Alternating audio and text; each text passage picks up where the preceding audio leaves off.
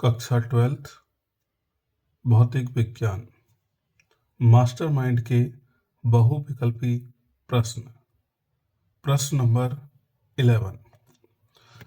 दो आवेशों को वायु में एक निश्चित दूरी पर रखने पर उनके बीच 80 न्यूटन का बल कार्य करता है।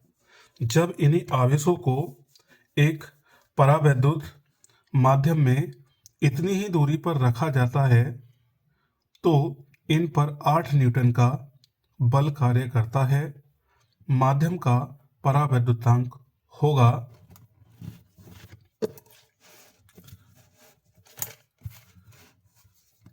K=-10, K=10, K=0.01, K=-K0.01।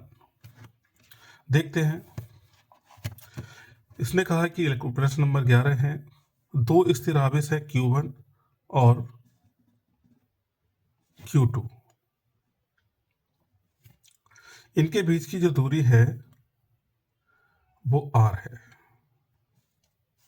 ये वायु में है, तब इनके मध्य जो बल लगता है वो 80 न्यूटन का बल लगता है। लिखा है कि दोनों आवेशों को वायु में एक निश्चित दूरी पर रखने पर उन पर 80 न्यूटन का बल कार्य करता है। तो F जो है वो 80 न्यूटन दे रखा है।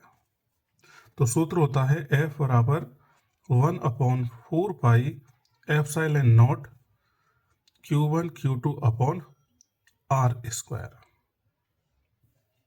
इसकी वैल्यू दे रखी है F की 80, 1/4 pi epsilon not Q1 Q2 upon R square.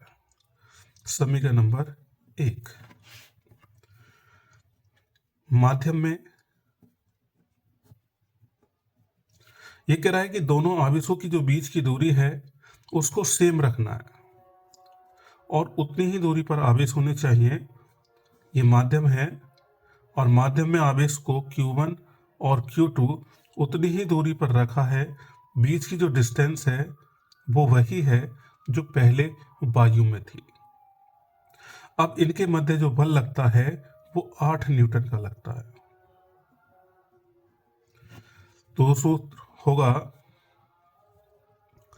F dash बराबर 1/4 pi epsilon not Q1 Q2 upon R square. F dash की वैल्यू है यहाँ पर 8, 1/4 pi epsilon not Q1 Q2 upon R square. समीकरण number 2। समीकरण 1 को 2 से भाग देने पर, जब आप भाग देंगे तो 80/8 बराबर 1/4 pi epsilon not Q1 Q2 upon R square. ये माध्यम में था जिसका परावैद्युतांक भी लगेगा। तो 1/4 पाई एप्सिलॉन नॉट के Q1 Q2 upon R square. अब ये सब कट जाएगा, यहाँ बचा के ऊपर चला जाएगा, ये 8 से कटेगा 10 बार। तो यहाँ पर के की जो वैल्यू आ गई वो 10 आ गई। तो ऑप्शन इज बी करेक्ट होगा। प्रश्न नंबर 12। 5 कूलाम के दो बराबर तथा विपरीत आवेशों के बीच की दूरी 5 सेंटीमीटर है। इसका वैद्युत द्विध्रुव आघूर्ण होगा। तो ये कह रहा है कि एक वैद्युत द्विध्रुव आघूर्ण है जिन पर आवेश है 5 कूलाम और बीच की जो डिस्टेंस है वो 5 गुना 10⁻⁻2 मीटर।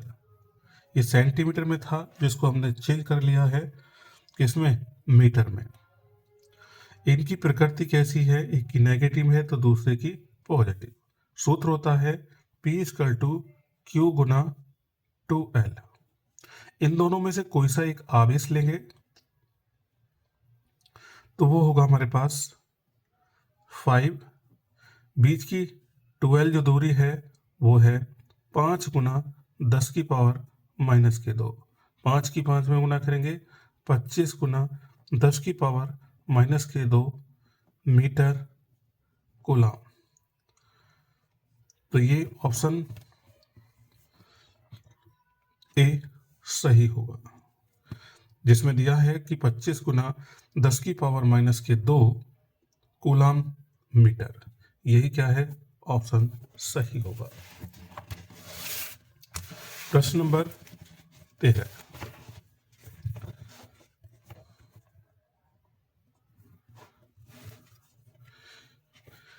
चित्र में वैद्युत क्षेत्र की रेखाएं दर्शाई गई हैं, जिनमें से एक वैद्युत द्विध्रुव P वेक्टर चित्र में दर्शाया गया है। निम्न पृथक कथनों में कौन सा सही है? किसी नंबर 1, द्विध्रुव किसी बल का अनुभव नहीं करेगा। बी, द्विध्रुव दाईं ओर किसी बल का अनुभव करेगा। सी, द्विध्रुव बाईं ओर किसी बल का अनुभव करेगा। द्विध्रुव ऊपर की ओर किसी बल का अनुभव करेगा। हम चित्र को अच्छी तरीके से देखते हैं। जो दिया है वो इस तरीके का चित्र है, जिसमें नोटिस करते हैं हम कि जहां पर रेखाएं के बीच की जो डिस्टेंस है वहां वैद्युत क्षेत्र की तीव्रता अधिक होती है, और जहां बीच में गैप अधिक है वहां पर वैद्युत क्षेत्र की तीव्रता कम होती है। तो यहां पर E का मान अधिक होगा। E का मान क्या होगा, अधिक होगा। और यहां पर E का मान कम होगा। E मतलब वैद्युत क्षेत्र। अब हमको पता है कि इस वैद्युत क्षेत्र में किसी द्विध्रुव पर आवेश एक पॉजिटिव होता है और एक नेगेटिव होता है। तो वैद्युत क्षेत्र की दिशा पर लगने वाले बल की दिशा जो होगी वो F बराबर QE बाहर की तरफ होगी। जो नेगेटिव वाला है उस पर वैद्युत क्षेत्र की दिशा के विपरीत दिशा में होगी। ये होगी F बराबर QE। और हम जानते हैं यहाँ पर E का मान अधिक है और यहाँ पर E का मान कम है। तो हम देखते हैं कि इसका जो बल ज़्यादा होगा वो ये वाला अधिक होगा, क्योंकि वैद्युत क्षेत्र की तीव्रता क्या है, अधिक है। तो इस पक्ष को हम जो बोलेंगे बाईं ओर, तो बाईं ओर वैद्युत बल का अनुभव करेगा। तो ऑप्शन नंबर इस सी इसका करेक्ट हो जाएगा। तो वैद्युत द्विध्रुव बाईं ओर किसी बल का अनुभव करेगा। प्रश्न नंबर 14।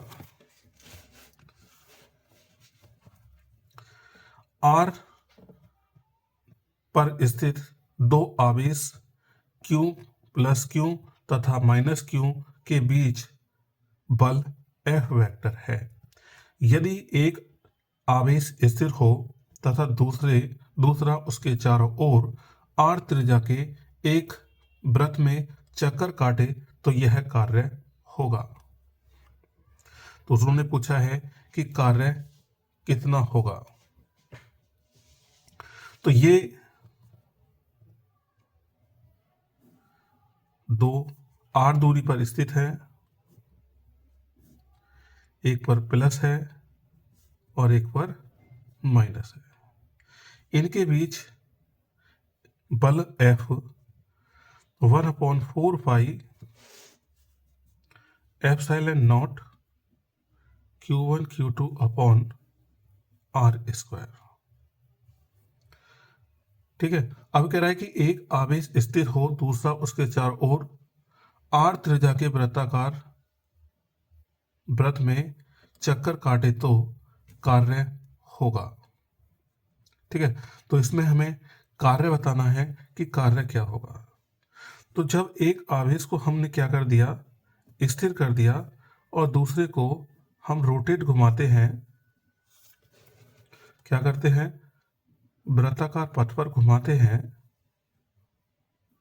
तो ये और जो विस्थापन होता है, उन दोनों की जो डायरेक्शन होती है वो एक दूसरे के लंबवत होती है।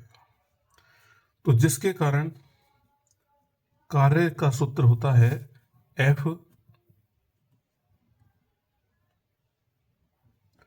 D cos theta. जब उसमें वैल्यू रखेंगे F D cos 90, तो इसका कार्य क्या हो जाएगा, 0। तो ऑप्शन इस डी इसका राइट होगा। प्रश्न नंबर 15,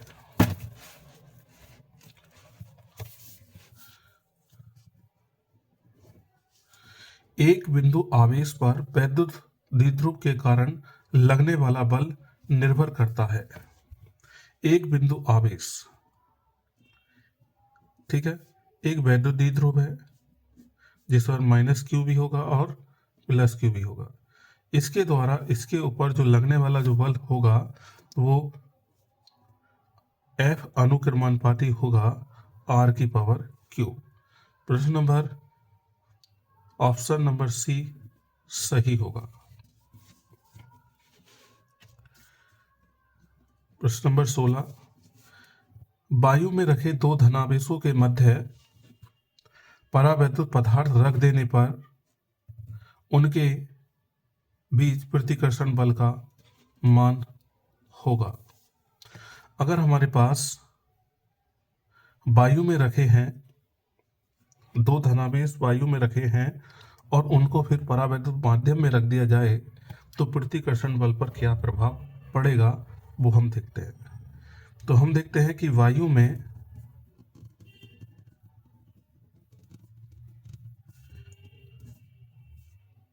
दो आवेश है Q1 और Q2 और इनके बीच की डिस्टेंस R।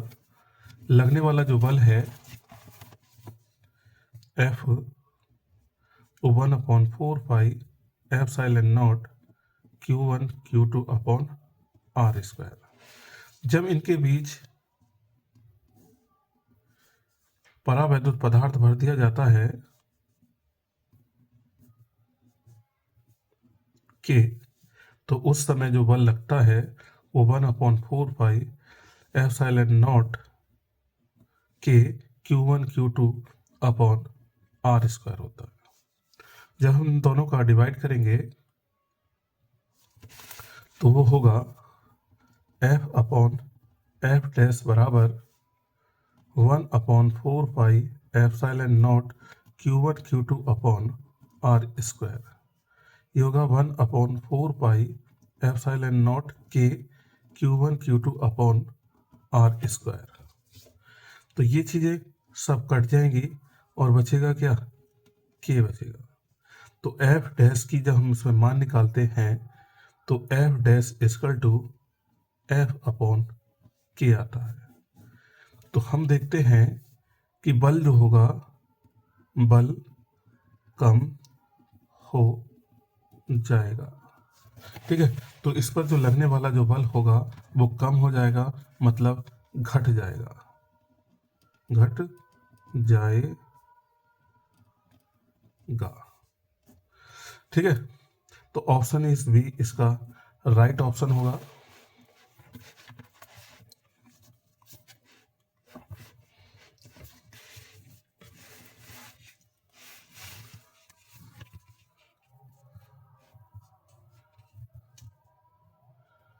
वायु में रखे दो धनावेशों के मध्य परावैद्युत माध्यम पदार्थ रख देने पर इनके बीच प्रतिकर्षण बल का अनुभव का मान कम मतलब घट जाएगा। अब प्रश्न नंबर 17, एकांक धनावेश वैद्युत क्षेत्र के प्रत्येक बिंदु पर समान बल का अनुभव करता है तो वैद्युत क्षेत्र होगा। जो एकांक धनावेश है वो प्रत्येक क्षेत्र के प्रत्येक बिंदु पर समान बल का अनुभव करता है, तो आपको बताना है कि वह कैसा होगा। एक समान होगा, एक समान नहीं होगा, परिवर्तित होगा या कुछ नहीं कहा जा सकता है। ठीक है, तो अब हम कैसे पता करें कि हम जानते हैं कि वैद्युत क्षेत्र में अगर प्रत्येक बिंदु पर E का मान समान है तो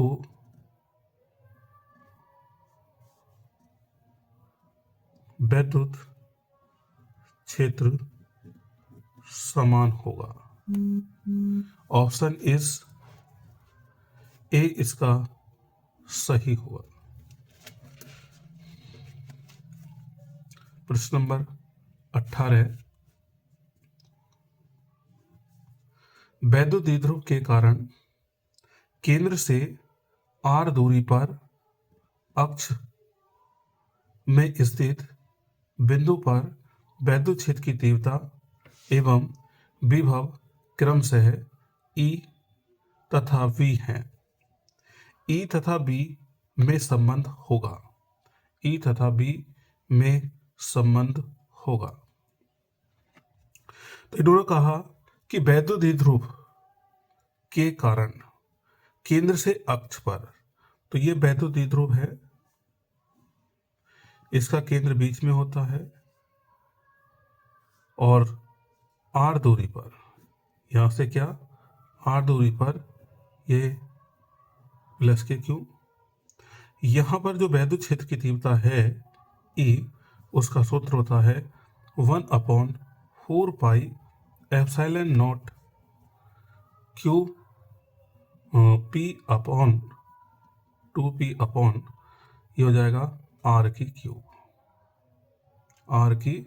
क्यूब, और विभव जो होता है यहाँ पर V 1/4 पाई एप्सिलॉन नॉट होता है P अपॉन R स्क्वायर। इसको समीकरण 1 और इसको 2 क्या करना है, 1 को 2 से भाग देने पर हम क्या करेंगे, समीकरण 1 को 2 से भाग देंगे तो ये होगा हमारे पास E upon V 1/4 pi epsilon not 2P upon R की cube, 1/4 pi epsilon not P upon R square. ये सब कट जाएगा, यहां बचेगा क्या 2 और अपॉन R, इसकी क्रॉस मल्टीप्लाई करेंगे तो E बराबर मिलेगा 2V अपॉन R। देखते हैं कौन सा ऑप्शन सही है। A नहीं है, B नहीं है, C ऑप्शन इसका राइट ऑप्शन होगा। प्रश्न नंबर 19, एक निश्चित दूरी पर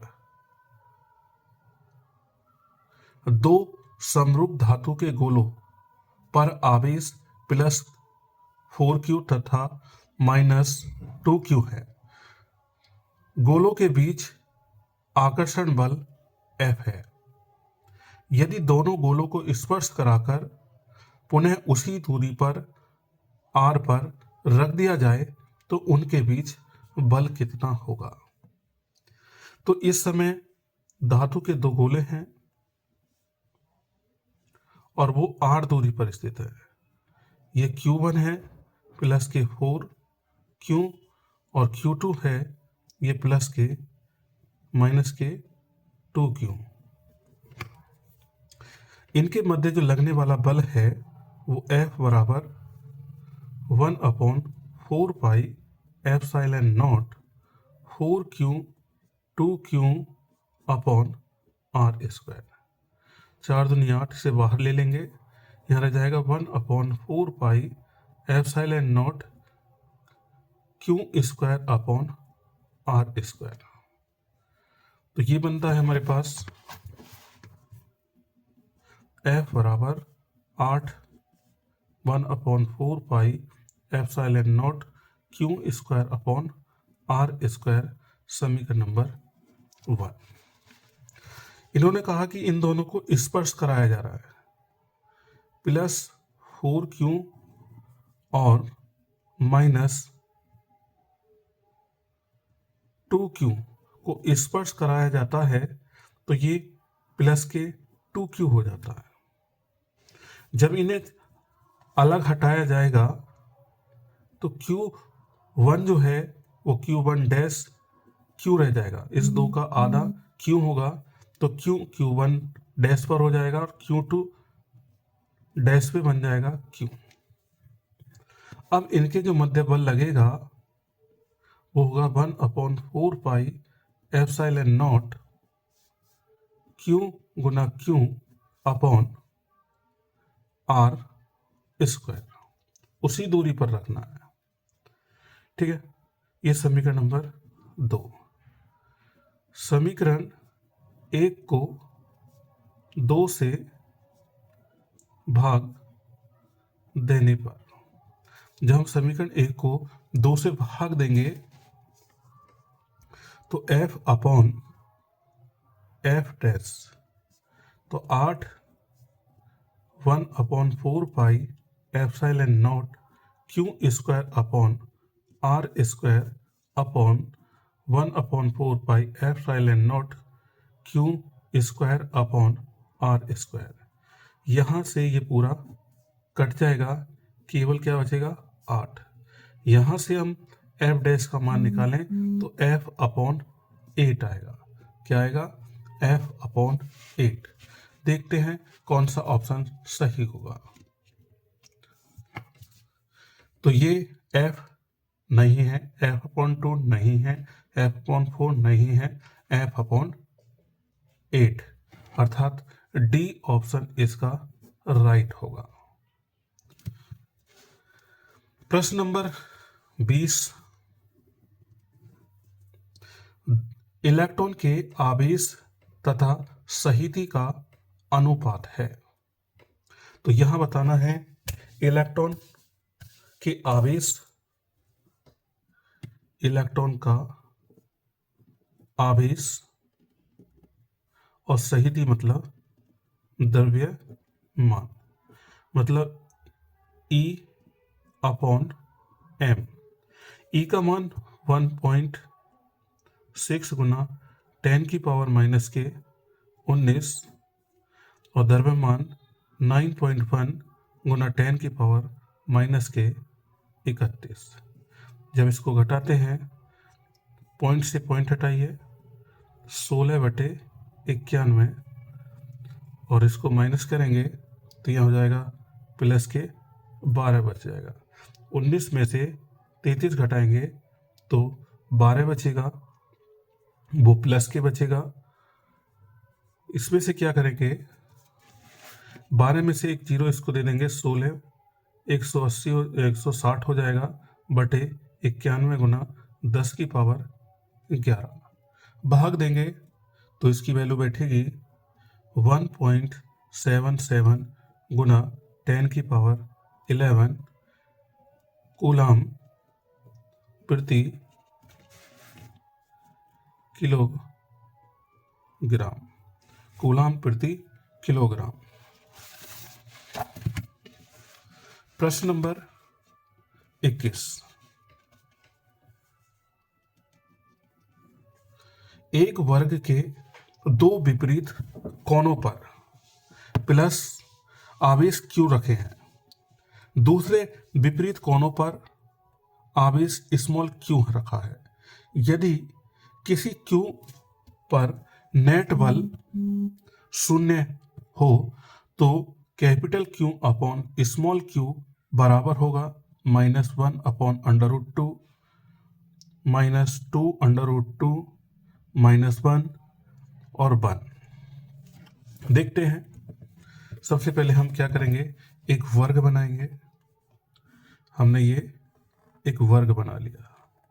वर्ग की चारों भुजाएं क्या होती हैं, बराबर होती हैं, इसलिए सबको ए ए ए ए इसको नाम दिया यहां से ए बी सी और डी। इन दोनों पर जो आवेश है वो कैपिटल क्यू है और जो ए और सी पर है वो -Q और -Q आवेश है। अब इसमें जो पूछा गया है कि किसी एक कैपिटल क्यू पर जो बल है वो शून्य है, तो हम ये चेक करेंगे कि इसकी जो कैपिटल क्यू है इसके ऊपर कितना कितना किस किस का बल लग रहा है। एक तो ये क्यू इस पर बल लगा रहा होगा, ये वाला क्यू इस पर बल लगा रहा होगा और डी इस पर की डी वाला जो बल है क्यू है वो इसके ऊपर बल लगा रहा होगा। तो इस बी वाले क्यू पर 3 बल कार्य कर रहे होंगे। पहला ये हो गया एफ सी वाला आवेश लगा रहा है। ये हो गया एफ ए और ये होगा हमारे पास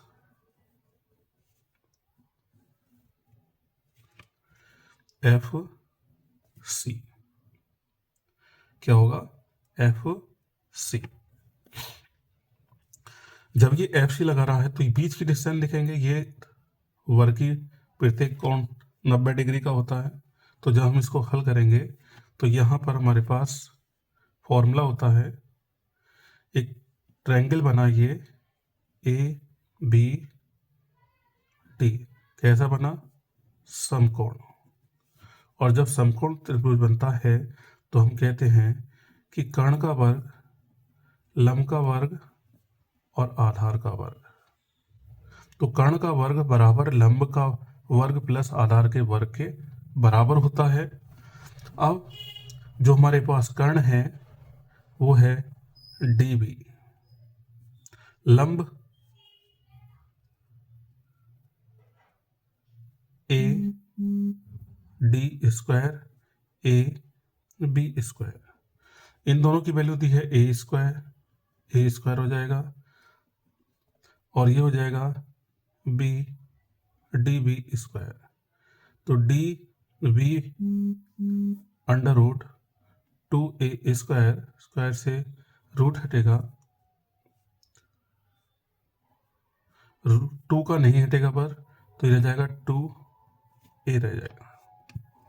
ठीक है, तो ये बचेगा हमारे पास डी बी। तो ये मिला हमारे पास 2a।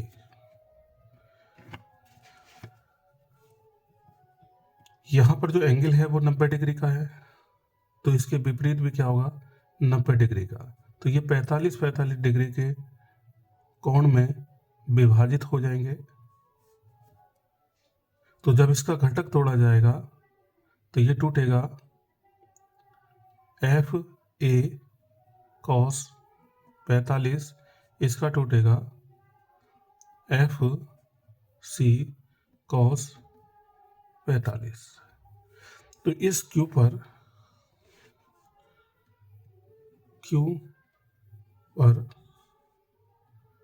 कुल बल तो वो होगा F equal to F A cos 45 F A cos 45 F A cos 43 plus F C cos 45 और ये होगा एफ डी। अब इनका मान रखेंगे। एफ ए, तो एफ ए है, ए के द्वारा इस पर लगने वाला जो बल होगा वो होगा 1/4 पाई एप्सिलॉन नॉट। इन दोनों के बीच क्यू और कैपिटल क्यू बीच की डिस्टेंस ए, तो ए का स्क्वायर cos 45 √1/√2। एफ सी, सी के द्वारा इस पर लगने वाला बल वो होगा 1/4 pi epsilon naught Q capital Q upon ए स्क्वायर और 1/√2 प्लस एफ टी वो होगा 1/4 pi epsilon not capital Q upon √2 A square. ठीक है, अब इसमें हम देखते हैं कि क्या चीज कॉमन आ सकती है। 1/4 पाई एप्सिलॉन नॉट, क्यू इसमें भी है, क्यू इसमें भी है, क्यू इसमें है, तो तीनों में कैपिटल क्यू कॉमन है, उसको बाहर निकाल लेंगे। नीचे सब में तीनों में ए स्क्वायर कॉमन होगा। बचा क्या? बच गया हमारे पास small Q upon √2, small Q upon √2। इसमें क्या बचा जी? इसमें कैपिटल क्यू अपॉन, इसका वर्ग करेंगे √2 का तो 2 बचेगा। ठीक है, अब प्रश्न में क्या क्या है कि जो नेट बल है वो 0 है। तो ये दिया है कि F इक्वल टू कितना है? 0। तो यहाँ पर हम 0 रखेंगे तो ये आएगा 1/4 pi epsilon naught Q upon ए स्क्वायर क्यू √2 क्यू अपॉन √2 और क्यू अपॉन 2। जो ये बाहर निकला हुआ है ब्रैकेट से, ये सब 0 में चला जाएगा और इन दोनों का एलसीएम होगा √2 क्यू प्लस क्यू और ये हो जाएगा क्यू अपॉन 2। दूसरी तरफ लेके जाएंगे तो ये बनेगा हमारे पास माइनस के 2q अपॉन √2 और ये हो जाएगा Q capital Q upon 2। Multiply करेंगे तो ये होगा कैपिटल क्यू बराबर -2q अपॉन √2 और इधर भी रूट 2 की गुना हो जाएगी इस वाले की, तो इससे ये रूट वार कट जाएगा और रह जाएगा माइनस के 2√2 और ये क्यू, ये कैपिटल क्यू। हमें जो प्रूव करना था कि ये जो कैपिटल क्यू अपॉन ये स्मॉल क्यू, इसका मान क्या है? वो होगा माइनस के √2 तो ये ऑप्शन देखते हैं कि कौन सा ऑप्शन सही है। पहला ऑप्शन गलत, दूसरा सही है, तो ये हमारे पास बी ऑप्शन सही होगा।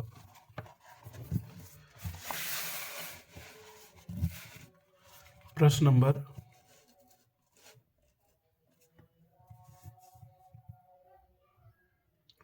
22।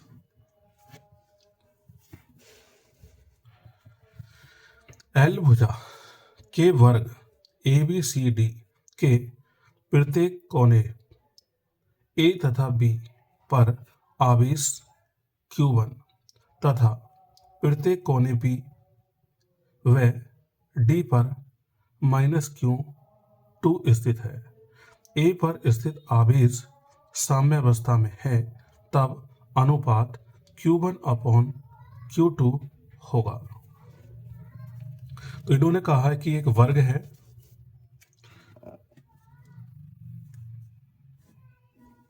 ये हमने एक वर्ग बना लिया और वर्ग के प्रत्येक कोने पर, प्रत्येक कोने A व C पर, तो ये है A B C D, Q1 है, इस पर Q1 और इस पे भी Q1, और जो B और D हैं उस पर माइनस Q2 और माइनस Q2 है। साम्य अवस्था A पर, साम्य अवस्था पर है। A पर किस में है? साम्य अवस्था में है। प्रत्येक भुजा जो है इसकी L है, ये भी L है, ये भी L है और ये भी L है। जब A पर साम्य अवस्था में है तो इस A Q1 पर माइनस Q के द्वारा जो बल लगेगा उसकी डायरेक्शन होगी आकर्षण की, तो ये होगा FB। क्या होगा? FB। और माइनस Q2 की डायरेक्शन होगी ये FD, और ये इसमें लगेगा कैसा? ये भी पॉजिटिव है, ये भी पॉजिटिव, प्रतिकर्षण का। कैसा लगेगा? प्रतिकर्षण का। तो ये होगा FC। ये पॉजिटिव है, ये नेगेटिव है, आकर्षण। ये पॉजिटिव, ये नेगेटिव, आकर्षण। ये भी पॉजिटिव, ये भी पॉजिटिव, तो प्रतिकर्षण का लगेगा। अब हम जानते हैं कि ये जो एंगल होगा वो टोटल 90 डिग्री का होता है, 45 डिग्री के कोण में विभाजित हो जाएंगे।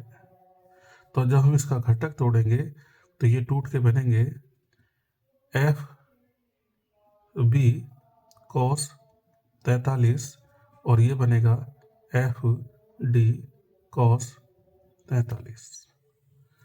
तो हम देखते हैं कि एक अकेला कौन? FC, जिसकी डायरेक्शन इधर की तरफ है और इन दो की डायरेक्शन इधर की तरफ है। कौन से दो की? इन दो की। ये FD cos 45 plus FV cos 45। जब इनके मान रखेंगे 1/4 epsilon not, 1/4 epsilon not Q1 Q2, Q1 Q2। बीच की डिस्टेंस ये यहाँ से यहाँ तक की L, यहाँ से यहाँ तक की L, पाइथागोरस प्रमेय लगाएंगे तो लिख लेगी √L² L प्लस L² और उसका कर देंगे होल स्क्वायर। इसका होगा 1/4 एप्सिलॉन नॉट, और D है इस पर माइनस के, और ये है इस पर होगा Q1 और Q2, और बीच की डिस्टेंस जो है वो L है तो L² हो जाएगा। प्लस इन दोनों में चेक करेंगे तो ये होगा 1/4 एप्सिलॉन नॉट cos 45 की वैल्यू और लिख देंगे √2, 1/√2, और इसका होगा cos 45 का पहले Q1 और ये Q2 और बीच की डिस्टेंस L² cos 45 1/√2। यहाँ से जो कॉमन आ रहा है उसे बाहर निकालेंगे तो वो है हमारे पास 1/4 एप्सिलॉन नॉट, वो Q1 Q2 अपॉन L², ये कॉमन आ रहा है। यहाँ बच गया 1/√2, 1/√2, और इधर 1/4 epsilon not Q1 Q2, square से रूट हट जाएगा और ये L² प्लस L² हो जाएगा 2L²। 4 एप्सिलॉन से 4 L² से L², और ये दोनों तरफ ही आवेश Q1 Q1 थे तो यहाँ से एक Q1 कट जाएगा, यहाँ बचेगा Q1/2, और यहाँ बचा एलसीएम लेंगे √2, 1 + 1, तो 2√2 कटने के बाद √2 हो जाएगा। इसकी मल्टीप्लाई इधर कर देंगे तो Q1 Q2 साथ में था,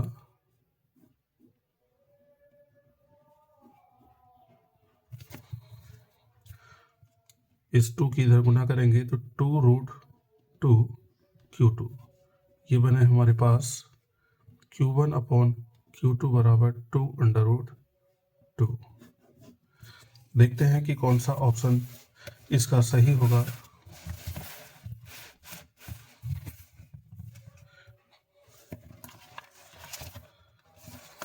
बी ऑप्शन इसका सही होगा, 2√2।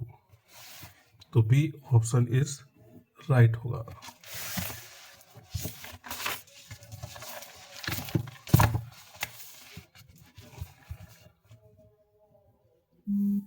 प्रश्न नंबर 23, वैद्युत क्षेत्र ई में पी वेक्टर आघूर्ण वाले द्विध्रुव पर लगने वाला बल आघूर्ण है। तो वैद्युत क्षेत्र में जो लगने वाला बल आघूर्ण है वो हमें बताना है।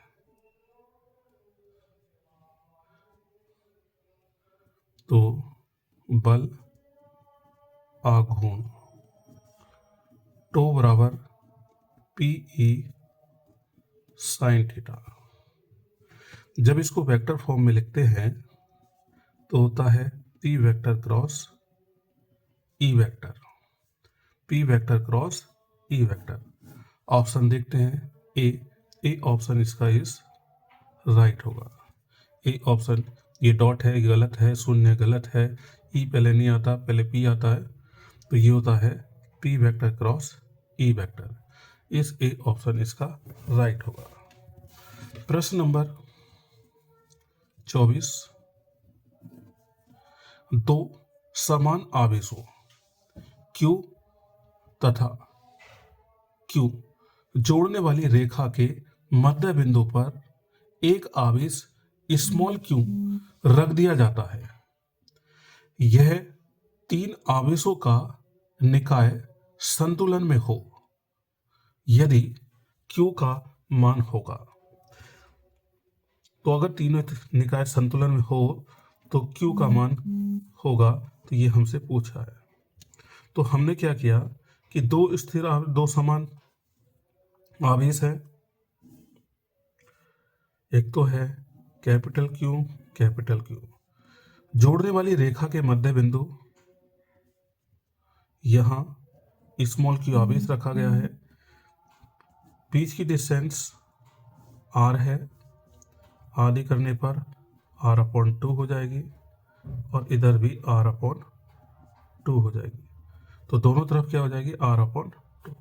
ये कह रहा है कि ये संतुलन में है, तीनों आवेशों का निकाय संतुलन में हो। तो किसी पर भी हम निकाल सकते हैं कि कितना फोर्स लगेगा। तो हम इसे A, B और इसे C मान रहे हैं। तो A पर A के ऊपर जो आवेश है उस पर कितना फोर्स लगेगा,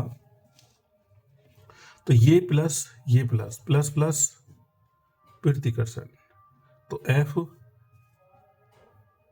B हो गया। ये Q और ये स्मॉल q, इस पे भी लगने वाला जो फोर्स होगा वो भी FC सेम डायरेक्शन में होगा। तो दोनों की डायरेक्शन क्या हो गई, सेम। पर हमसे कहा गया है कि ये संतुलन की अवस्था में है, तो इसका मतलब कि FB plus FC equal to 0। किसमें, संतुलन में। अब चेक करते हैं कि जो फोर्स है वो कितना है, FV 1/4 पाई ε0। इस B के द्वारा हमें A पर निकालना है। तो आवेश है हमारे पास कैपिटल Q अपॉन बीच की डिस्टेंस है यहाँ तक, वो है r² प्लस 1/4 पाई ε0, ये C तक है। तो A से C तक बीच की डिस्टेंस r/2, ये क्यू स्मॉल क्यू और r/2 उसका स्क्वायर बराबर 0 होगा। अब इसको क्या करना है, दूसरी तरफ लेके जाएंगे। 1/4 epsilon naught Q upon R square, इसे ले जाएंगे -1/4 एप्सिलॉन नॉट क्यू r/2 उसका स्क्वायर।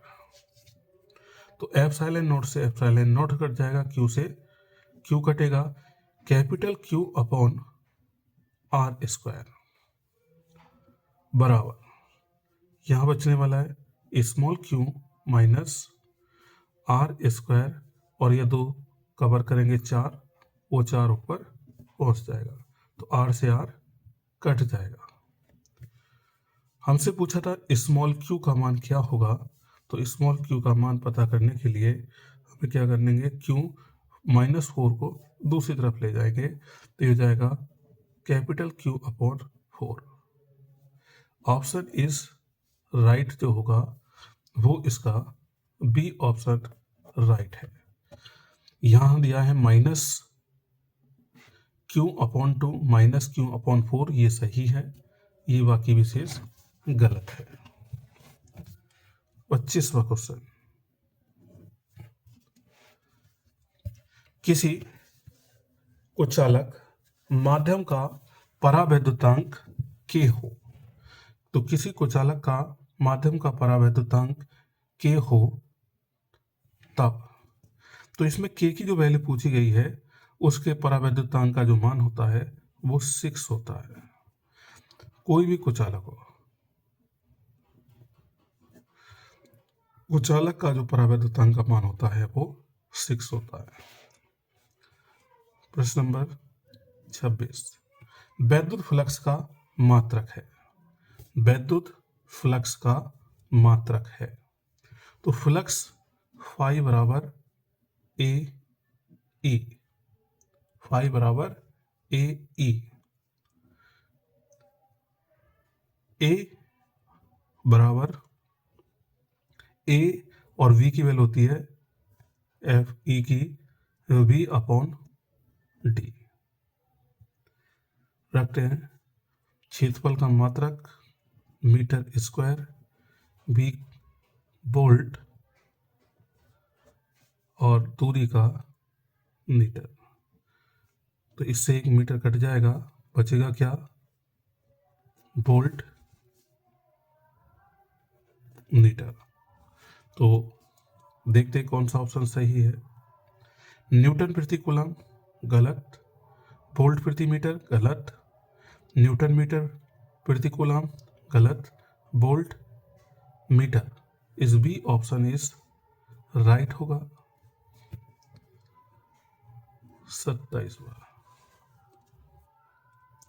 एक बंद पृष्ठ के भीतर n वैद्युत द्विध्रुव स्थित है, बंद पृष्ठ से निर्गत वैद्युत फ्लक्स होगा। तो एक बंद पृष्ठ है, उसमें बहुत सारे वैद्युत द्विध्रुव हैं, इस तरीके के बने हुए हैं, -q2 + q2। फ्लक्स गॉस के नियम से फ्लक्स होता है कुल आवेश बटे एप्सिलॉन नॉट। अगर हम इन्हें जोड़ने बैठते हैं तो ये -q1 ये +q1, इन दोनों को जोड़ेंगे तो कट जाएंगे, आपस में 0 हो जाएगा। तो इसी तरीके से अगर टोटल करना बैठे तो q1 + q2, q1 है, ये -q2 + q2, ऐसे ही आगे जोड़ते जाए तो सब क्या करते जाएंगे, कटते जाएंगे। तो अंत में क्या होगा कि आवेश जो होगा वो 0 होगा, तो इसलिए वैद्युत फ्लक्स जो होगा वो 0 होता है। बंद पृष्ठ के अंदर अगर पैरावैद्युत पदार्थ रख दिया जाए तो उस पर वैद्युत फ्लक्स का मान जो होगा वो 0 होगा, तो डी ऑप्शन इसका सही होगा।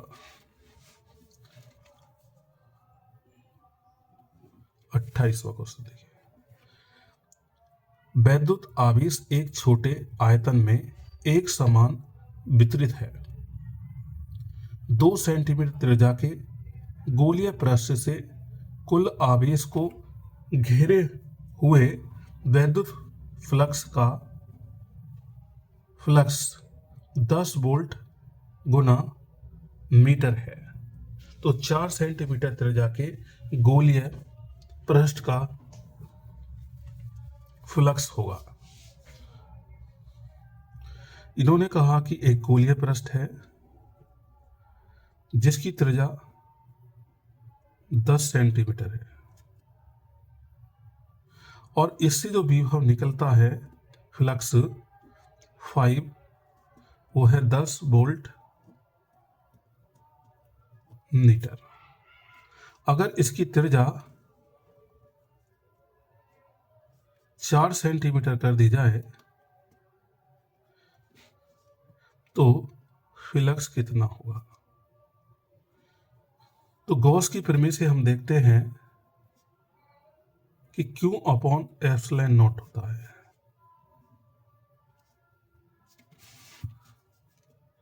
क्या होता है? Phi equal to Q upon epsilon naught. वह त्रिज्या R पर निर्भर नहीं करता है।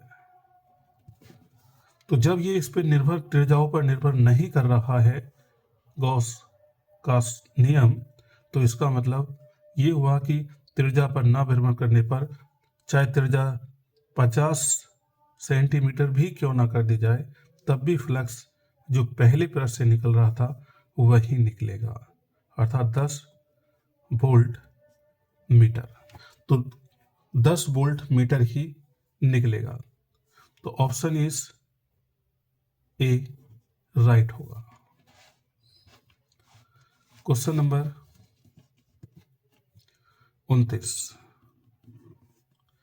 R1 व R2 त्रिज्याओं के दो चालकों के पृष्ठों पर आवेश के पृष्ठ घनत्व बराबर है।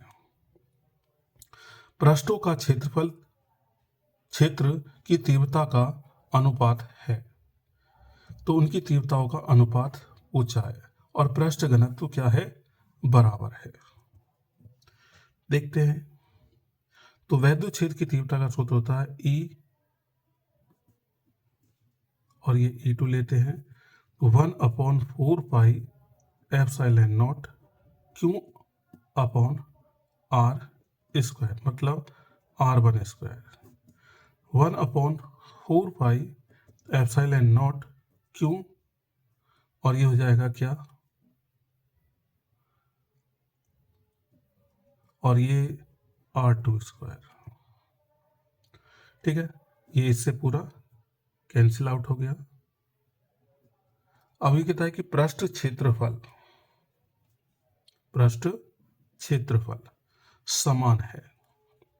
तो पृष्ठ क्षेत्रफल समान है तो वो होता है sigma equal to Q upon A। Sigma equal to Q upon A। अगर मैं इसकी मल्टीप्लाई इधर कर देता हूं तो Q बराबर आता है सिग्मा A। क्या आता है? Sigma A। तो वो मान हम यहां रख सकते हैं। तो ये होगा सिग्मा गुना पाई R और स्क्वायर, और नीचे भी क्या है? R square. इसके नीचे सिग्मा गुना पाई, ये होगा R2 square upon R2 square. तो ये पूरा का पूरा इससे कट जाता है, 1/1 रह जाता है, तो 1:1। ऑप्शन इज डी इसका राइट होगा।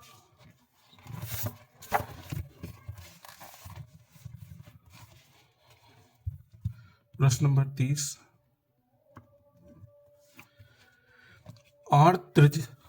R मीटर त्रिज्या वाले खोखले गोले के केंद्र पर Q आवेश का क्यों कूलाम का आवेश रखा है। यदि गोलों की त्रिज्या 2 गुनी कर दी जाए तथा आवेश आधा कर दिया जाए तो गोले के पृष्ठ पर कुल फ्लक्स होगा। ठीक है, तो ये कह रहा है कि खोखले गोले के केंद्र पर क्यों आवेश रखा है और जिसकी त्रिज्या क्या है, आर है। तो इससे जो निकलने वाला फ्लक्स होगा वो क्यू अपॉन एप्सिलॉन नॉट होगा। यदि गोले की त्रिज्या 2 गुनी कर दी जाए, त्रिज्या को बढ़ाकर क्या कर दिया गया, 2 गुना कर दिया गया, मतलब 2r कर दिया, तो तब फ्लक्स होगा कितना, 2 भी होगा। और आवेश आधा कर दिया जाए तो आवेश को कर दिया आधा और त्रिज्या को दोगुना कर दिया, फ्लक्स होगा एप्सिलॉन नॉट इस डैश। तो ये हो जाएगा Q अपॉन 2 एप्सिलॉन नॉट। इसकी वैल्यू जो होगी वो 5 अपॉन 2 होगी। क्या होगी, 5 अपॉन 2, या हम कह सकते हैं Q अपॉन 2 एप्सिलॉन नॉट हो जाएगा। तो देखते हैं कौन सा ऑप्शन होगा। ए 4Q upon epsilon not, 2Q upon epsilon not, Q upon 2 epsilon not, Q upon epsilon not. इस ऑप्शन इज बी सही होगा। प्रश्न नंबर 31, एक खोखले धात्विक गोले पर 10 कूलाम आवेश है। गोलों की त्रिज्या 5 सेंटीमीटर है। धातु के गोले के भीतर वैद्युत क्षेत्र होगा। इन्होंने कहा है कि खोखले गोले पर 10 कूलाम आवेश है। कितने कूलाम का, 10 कूलाम का। गोले की जो त्रिज्या है वो 5 सेंटीमीटर है। तो धातु के गोले के भीतर वैद्युत क्षेत्र क्या होगा।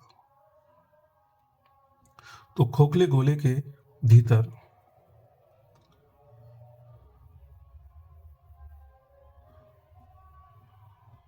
गोले के भीतर वैद्युत क्षेत्र शून्य होगा। क्या होगा, शून्य होगा। प्रश्न नंबर 32, 3 इलेक्ट्रॉनिक आवेश वाले 0.001 मिलीग्राम द्रव्यमान की एक तेल की बूंद को संतुलित करने वाले वैद्युत क्षेत्र का मान होगा। वैद्युत क्षेत्र का मान होगा।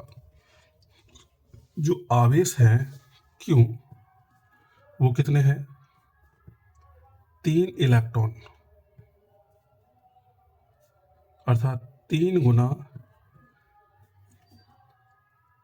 1.6 गुना 10 की पावर माइनस के 19।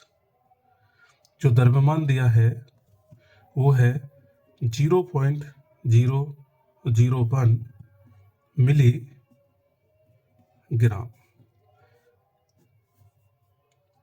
0.001 मिली को हटाएंगे तो 10 की पावर 3, ग्राम को किलोग्राम बनाएंगे तो 10 की पावर माइनस के 3, ये किलो ग्राम में चेंज हो जाएगा।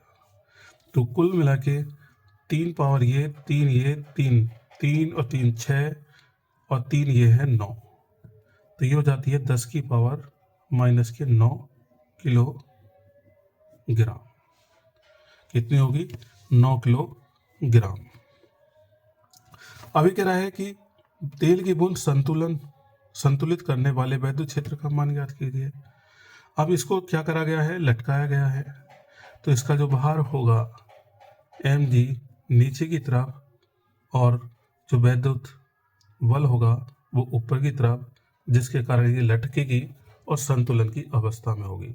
इस F को लिखेंगे F बराबर QE, क्योंकि वैद्युत क्षेत्र में इसको लटकाया गया है।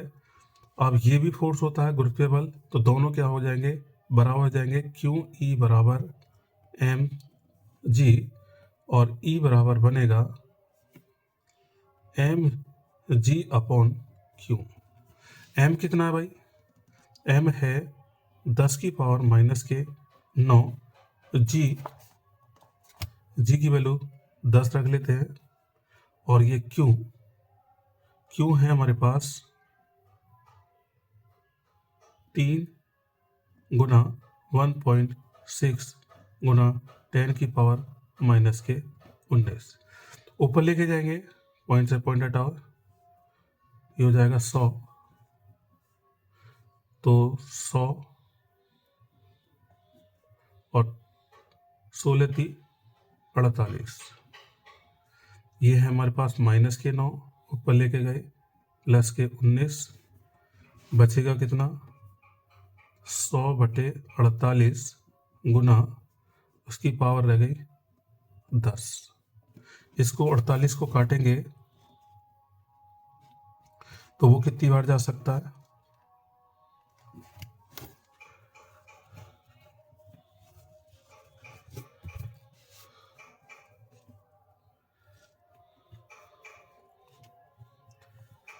ये इससे काट लीजिए 50, ये 24 और ये काटेंगे 25 और ये 12, तो 25/12 गुना 10 की पावर 10, भाग देंगे 12 दूनी 24, ना जाने की 0,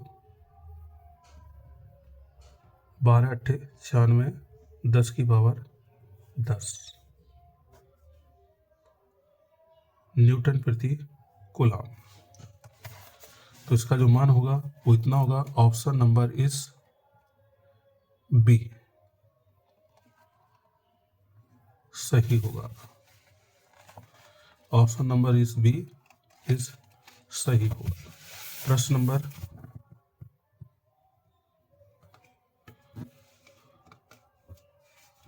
33,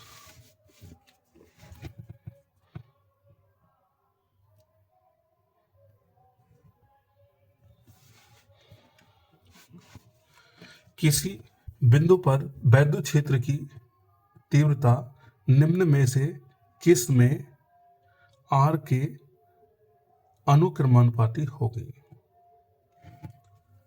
निम्न से R के अनुक्रमानुपाती होगी। पहला, बिंदु आवेश। बिंदु आवेश के कारण वैद्युत क्षेत्र की तीव्रता का सूत्र होता है 1/4πε0 Q/r²। और वैद्युत द्विध्रुव के कारण होते 1/4πε0 2p/r³ या E बराबर 1/4πε0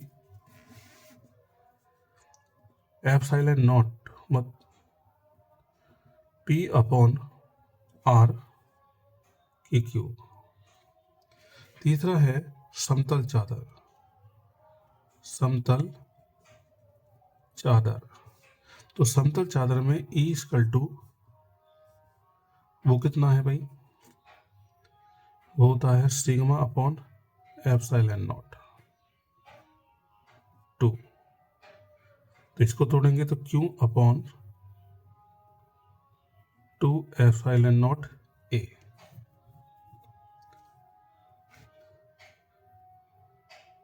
रेखीय तार, रेखीय तार, तो E = 1/4πε0 2λ/r। तो हम देखते हैं कि केवल समतल चादर में आर नहीं है। तो ऑप्शन इज सी सही होगा। ऑप्शन सी इसका सही होगा। प्रश्न नंबर 34, परमाणु के अंदर एल्फा कण किस बल के कारण प्रतिकर्षित होता है? परमाणु के अंदर एल्फा कण किस बल के कारण प्रतिकर्षित होता है? गुरुत्वीय बल, नाभिकीय बल, कूलाम्य बल, चुंबकीय बल। तो इसमें है ऑप्शन नंबर इज सी, कूलाम्य बल।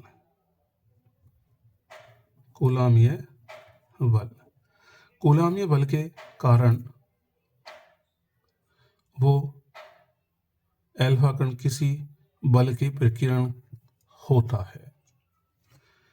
ये मास्टरमाइंड के पहले चैप्टर के बहुविकल्पी प्रश्न थे जो समाप्त हुए। अब इसके अति लघु उत्तरीय प्रश्न चलेंगे जो आपको अगले वीडियो में मिलेंगे।